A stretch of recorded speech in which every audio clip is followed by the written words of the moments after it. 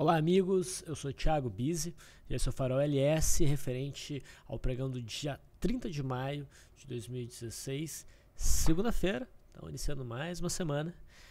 A nossa sexta-feira, agora passada, a gente teve o mercado um pouquinho mais devagar por conta do feriado que nós tivemos aqui no Brasil na quinta-feira, né?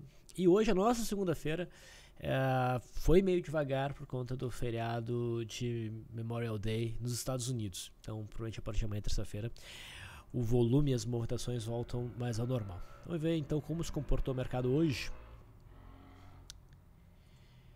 Temos aí na tela o gráfico diário do índice Bovespa, um dia de pouca movimentação. A gente teve uma queda de 0,18 no índice Bovespa, mas que mantém, né, a movimentação característica de uma perna de baixa, máximas mais baixas e mínimas mais baixas. Tá?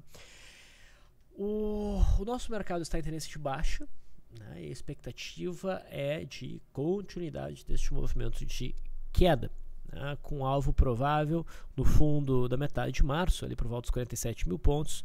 Um pouco abaixo disso, temos a média móvel de 200 passando de uma forma bem lateral, que também atrai os preços.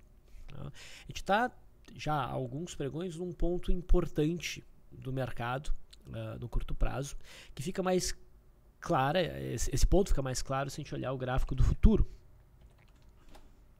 Bom, se vocês acompanham aqui, vocês já estão bem por dentro, né? Basicamente, o dia que a gente teve a confirmação de um cenário de zigue-zague descendente, ou seja, pivô de baixo, foi na segunda-feira passada, né? A gente fechou abaixo desta sombra, né? Apesar disso, a gente não teve um candle forte de queda, tá? E a gente teve esse candle inserido dentro de um movimento já até um tanto longo de queda, frente aos movimentos prévios, pelo menos, né? E o candle da segunda-feira passada, que foi esse 2G aqui, ele se apoiava na mínima desse contrato M16. Então muita gente começou a apostar na ponta compradora aqui. E o que a gente viu no comecinho da semana passada foi realmente uma tentativa de alta por parte do futuro, mas ele sofreu muito para fazer esse pequeno movimentozinho de alta. A gente veio subindo com candles feios e mais pro final da semana a gente já voltou a cair, né? Foi segunda-feira passada, dia 23. Dia 23 foi segunda-feira passada, exatamente. Tá? Então, ao longo de todo esse movimento aqui, a gente entendeu que o mercado estava mais enviesado para baixo. Tá? Para acreditar numa reversão de mercado, era importante avaliar a mudança de padrão no gráfico de 60 minutos, a gente vai ver isso daqui a pouco. E o que poderia detonar um movimento mais forte no nosso mercado, né, daí na direção do movimento vigente, que é de queda, seria o rompimento dos 49 mil pontos, ou a mínima desse contrato aqui, que foi marcado na segunda-feira. Nós ainda não tivemos, mas o mercado pouco a pouco vem se aproximando para esse ponto. A gente não tem o rompimento ainda. No momento que a gente tiver, provavelmente o mercado se define para baixo, buscando aí no gráfico do índice Bovespa aquela zona dos 47 mil pontos. Enquanto isso não acontece, né, a gente ainda pode estar vendo a formação de um fundo, né, mas dia a dia o mercado vai se aproximando do ponto de rompimento para baixo. Né? Então, temos aqui o gráfico de 60 minutos, realmente aquele padrão de zigue-zague descendente foi quebrado parcialmente, mas não se consolidou aqui um pivô de alta. E no atual cenário, aqui, o rompimento que poderíamos colocar para um movimento de alta seria o rompimento dessa zona aqui, e a gente está distante disso. Né? De qualquer forma, a gente precisa de um zigue-zague ascendente acima da média móvel de 21 períodos. Considerando o gráfico de 60 minutos e a posição da média, onde está o preço, vai demorar um pouco para isso acontecer.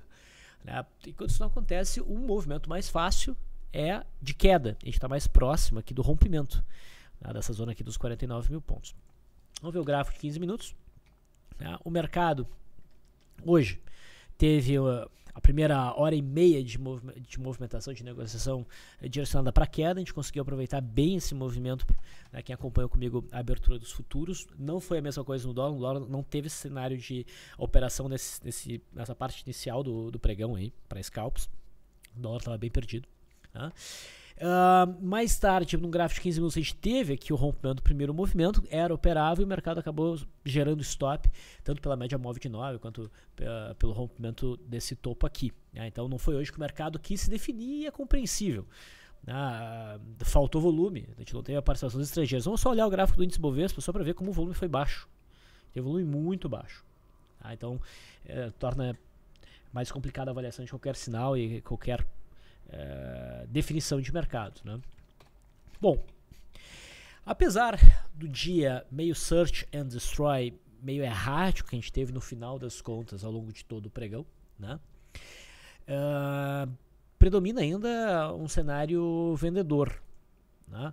A gente bateu na linha d'água, sentiu resistência e o mercado fechou com pressão vendedora. Então, vamos ficar bem atentos ao rompimento dessa região. O mercado americano não operou hoje, tá? Os mercados à vista, então o índice Dow Jones ficou exatamente da mesma forma. A gente tem um viezinho meio altista no Dow Jones, nada muito forte. Tá? O S&P 500 futuro negociou, parte do pregão, e a gente teve aí um movimentozinho de alta, mas a gente está estressando essa zona de topo de abril, de resistência. Tá? Então, não seria nada surpreendente que o mercado americano começasse o processo de queda. Se a gente não consegue subir enquanto o mercado americano deu uma boa puxada, e a gente é sim afetado pelo mercado americano, né? Se o mercado americano desenvolver um movimento de queda, acredito que isso deve influenciar o nosso mercado bem mais do que o movimento de alta influenciou. Tá? Então o risco está realmente para uma aceleração no movimento de queda. Dólar. Detalhe importante no dólar, tá? O dólar contrato que a gente opera e no momento é o M, esse aqui é o perpétuo, o dólar fut, o dólar cheio perpétuo, mas se a gente for pegar aqui o mini que a gente está operando atualmente, é o WDO M16, tá?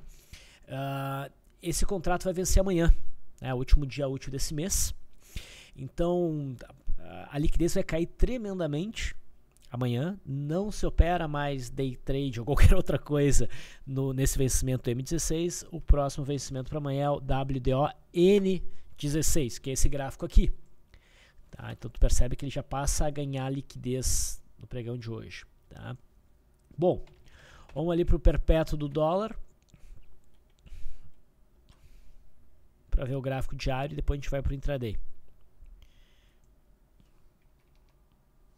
Ah, meu Deus.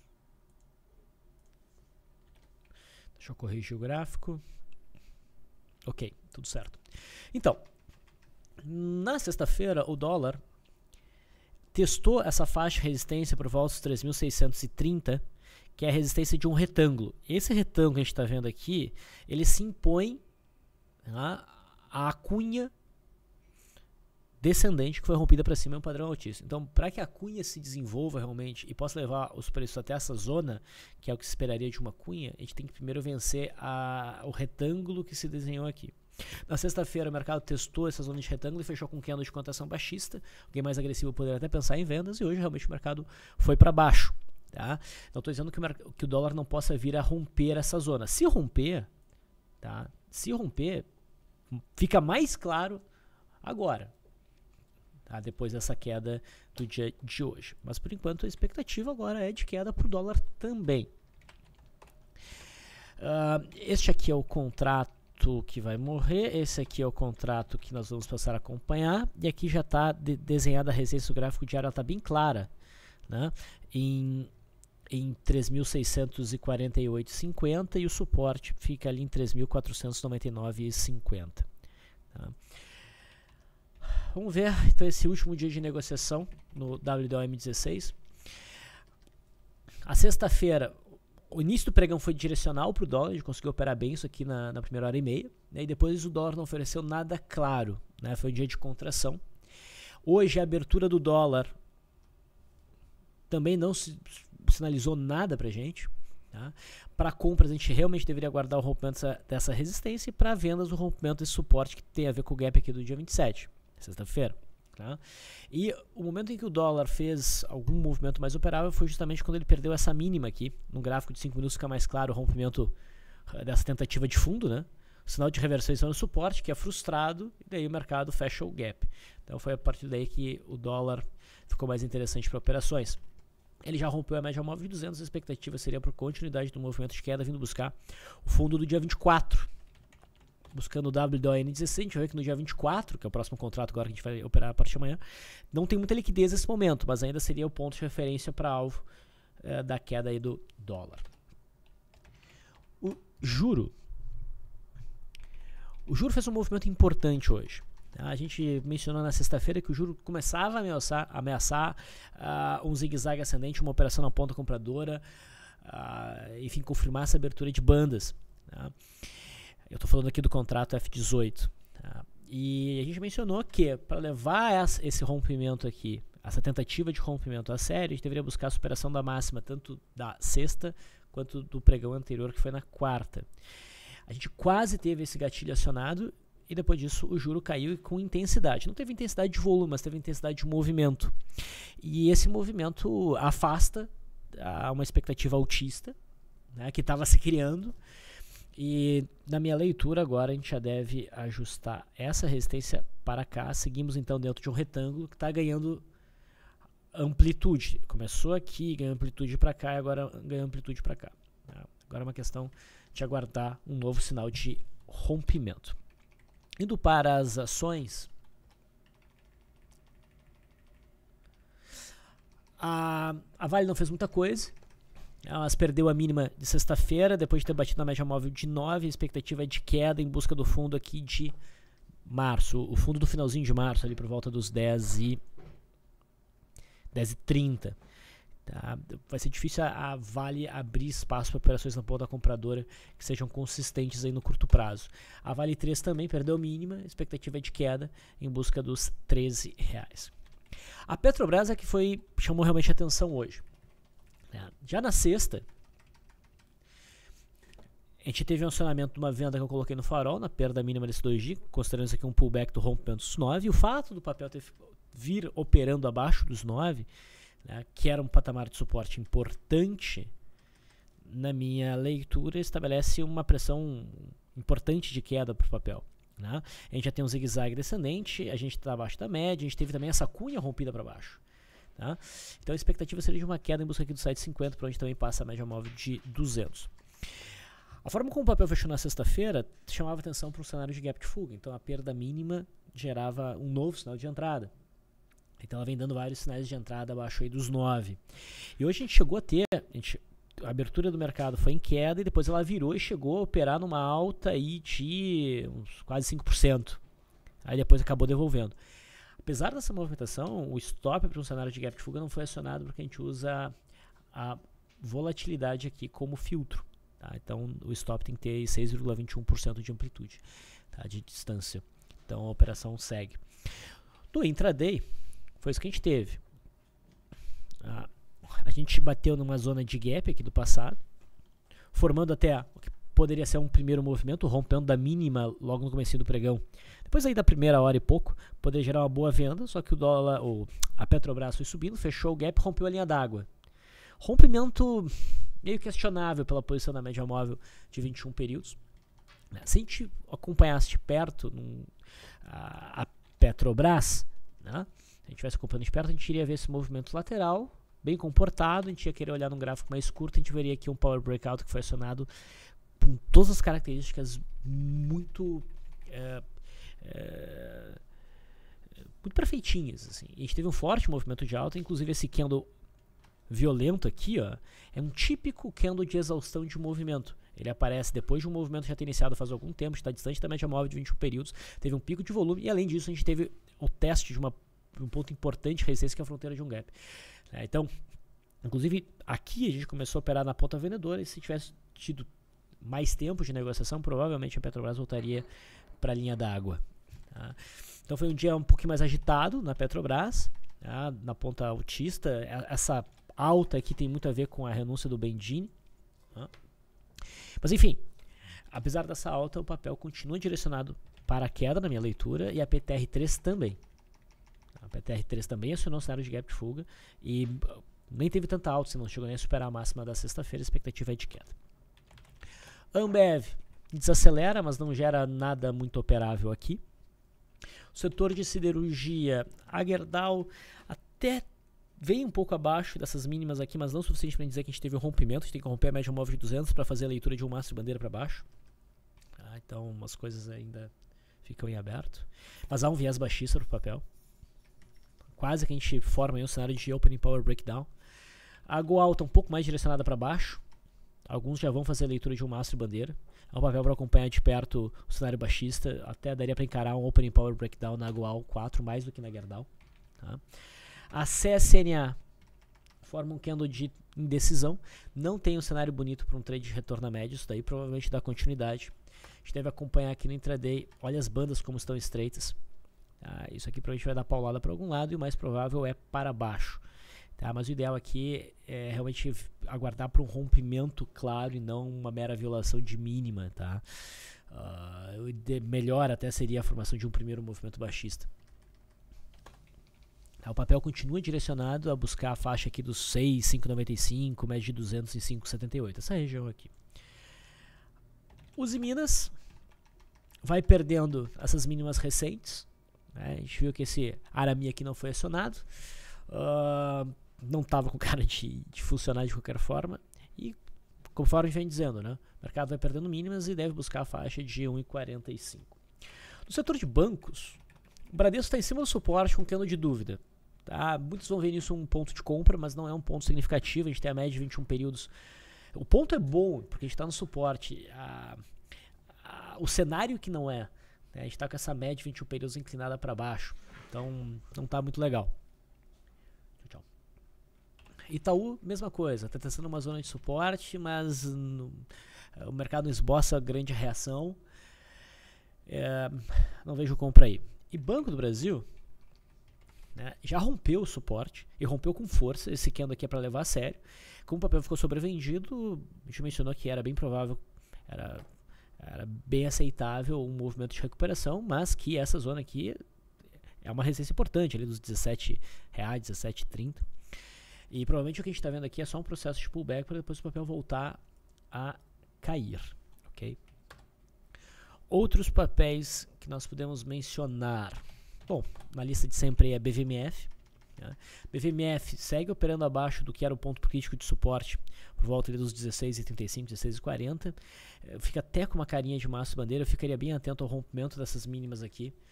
Isso deve levar o papel a dar uma esticada em busca dos 15, talvez até abaixo disso. Tá. Brasil Foods. Brasil Foods anda volátil aí nos últimos pregões. A gente já teve uma sinalização de possível venda com o candle da sexta-feira. Eu não frisei muito o cenário de venda por conta do ponto onde está no semanal, pela questão do baixo volume, enfim.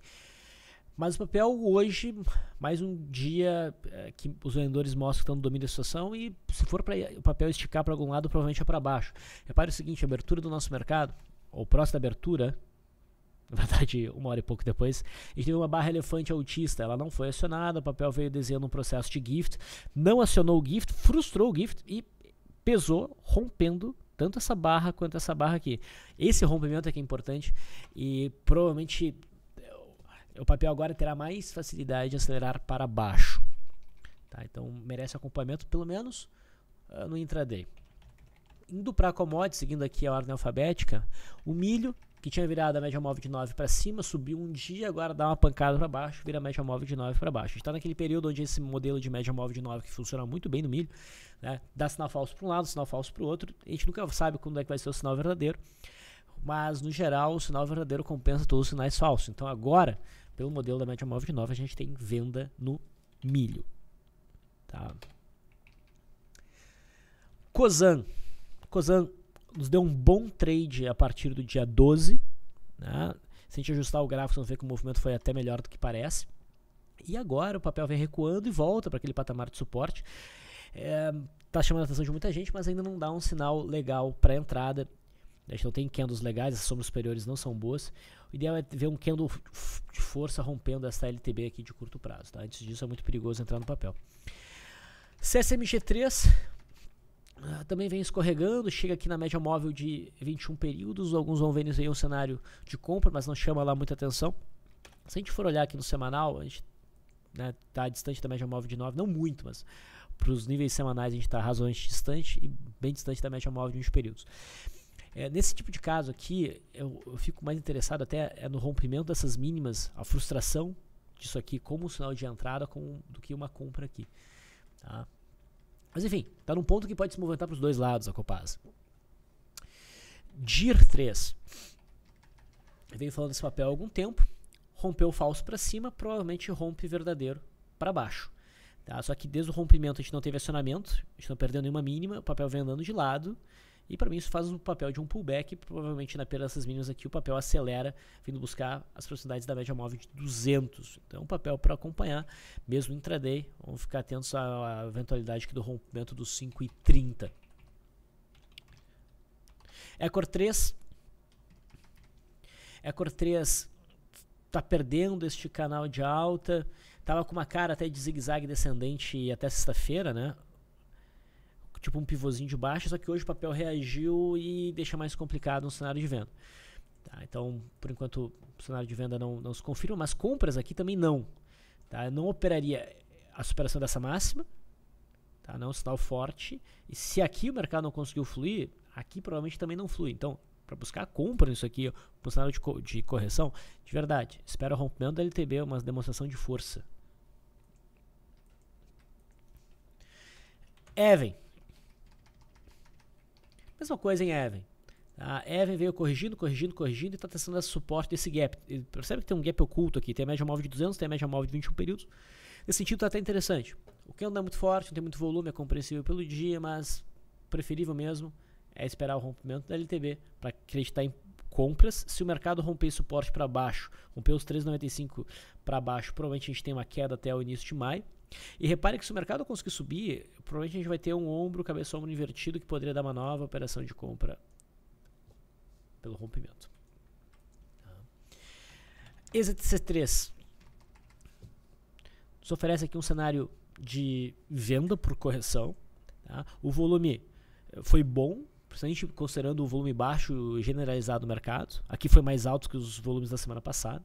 Só que o papel está num viés baixista, num momento de contração, só que você vai ver o stop que tu vai assumir, de uns 5,6%, é maior do que a distância até o suporte mais próximo desses fundos. Então não chega a ser uma operação que vale muito a pena, mas dá para olhar no intraday, talvez surja um day trade aí. PDGR, vocês lembram que PDGR sinalizou uma venda a partir da perda mínima desse candle e agora chega na média móvel de 200. Tá? Acho que tem boas chances de romper a média móvel de 200 e se romper o papel provavelmente acelera para baixo. MRVE3, estou falando aqui de vários papéis do setor de construção, né? Aproveitando. Frustrou a tentativa de repique, provavelmente vai frustrar as tentativas de repique e cada frustração o papel vai descendo um degrau. Um alvo provável é a média móvel de 200, aí por volta dos R$9. A gente também tem essa zona de referência um pouco acima disso, em torno de 9,25. A gente, em faróis anteriores, a gente acompanhou esse cenário aqui, ficou com uma cara, até que o mercado entendeu isso como um rompimento falso, uma tentativa frustrada de rompimento, tentou por um lado, não conseguiu, tenta por outro, consegue. É o que eu imagino que venha acontecer com a DIR3. Tá? Fleury alcançou uma zona muito importante de resistência, esse é o topo histórico. Se a gente olhar no gráfico semanal, vai ficar um pouco mais limpo. A gente está bem sobrecomprado também no gráfico semanal. E de certa maneira há um desenho meio de cunha aqui. O mercado bate na resistência e esse candle aqui começa, não sei, mais do que os outros, ele mostra entrada de pressão ao vendedor. Está comprado em Fleury, cogita ajustar stops porque existe uma chance do papel passar por um período corretivo. Tá? O suporte mais significativo que a gente tem a curto prazo é 23,80. JBSS3 vem corrigindo desde que bateu na faixa de resistência lá dos 12,80, fez esse Dark Clouds, acionou uma venda, né? A gente acompanhou essa venda. E agora está muito próximo de bater na média móvel de 21 períodos, aqui por volta dos 10. E talvez o papel até ofereça aí uma tentativa de repique. Só que o candle de hoje não é esse candle que a gente quer buscar a operação. Tá? Então, por enquanto, o viés continua vendedor, mas começa a desacelerar e pode começar a entrar pressão compradora logo aí no papel. Talvez até surgindo uma oportunidade mais adiante para compra. Log N3 vem caindo, formou um maço bandeira. Percebe o sinal de reversão que foi acionado e está sendo frustrado no dia de hoje depois de 4 candles. Tem aquela regra dos 4, né? Se definiu o papel aparentemente para baixo, o volume não foi tão ruim e deve seguir em queda em busca do 0,93. Só que uma tosqueira, baixo volume, é só porque o desenho está bonito mesmo, só para te acompanhar. TRPL4 fez um bom movimento de alta, desde o sinal de compra que a gente viu lá no dia 19. Tá? Depois fez uma barra elefante, acionou e alcançou o alvo dessa barra elefante. Não acreditava que isso ia acontecer. Não é que não acreditava, não achava que era provável. E desde então o papel vem fazendo um movimento corretivo que hoje chega na média móvel de 21 períodos e reage até bonitinho. Tem um candlezinho ali branquinho e tal. Não me parece ser um sinal forte para compra, tá? Mas superar a máxima sim, vai ter gente entrando na ponta compradora que eu estou abaixo da mínima. E se isso acontece e o mercado vem para baixo, tá? A frustração disso pode enfim levar o papel ao movimento corretivo um pouco mais forte.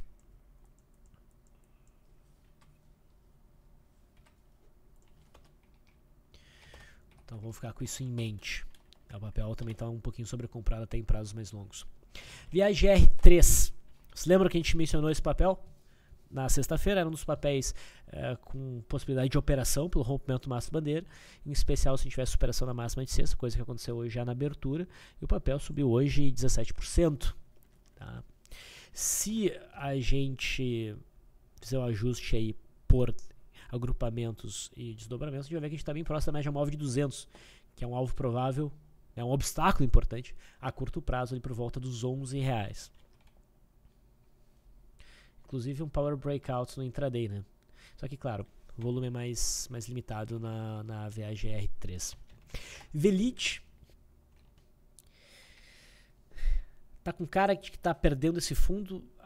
Eu vejo boas chances do papel acelerar em busca aqui da zona dos 27, que é o suporte mais forte desse fundão aqui. Isso aqui já não é muito relevante, tá? Só que não teve muito volume, né? Seria o cenário, se fosse um dia normal, tivesse volume, a perda mínima seria um sinal de venda dentro da minha leitura de mercado. E por fim a VEG, eu chamo ela aqui pelo seguinte: ela faz um martelete hoje, né? Dá uma cotação meio de alta, pessoas perguntaram sobre esse papel hoje, mas tem que pensar o seguinte: é uma boa operação?